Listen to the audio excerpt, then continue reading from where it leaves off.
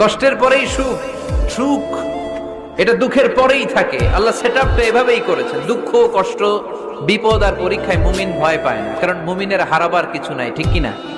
আমাদের জীবনে যদি বিপদ নেমে আসে আমরা কি চিন্তিত হই? কথা বলেন। আমরা তখন সবর করি, কি করি? আর সবরের সওয়াব আছে না নাই? কারণ মুমিন জানে রাত যত গভীর হয় অন্ধকার তমানিসা ভেদ করে সুবহে সাদিক হয়।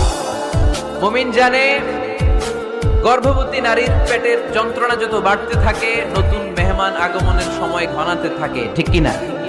মুমিন জানে মুমিনের উপর বিপদ কষ্ট যত বাড়তে থাকে সুখের সময় ঘনাতে থাকে, কাছে আসতে থাকে। চিল্লায় বলেন ঠিক কিনা?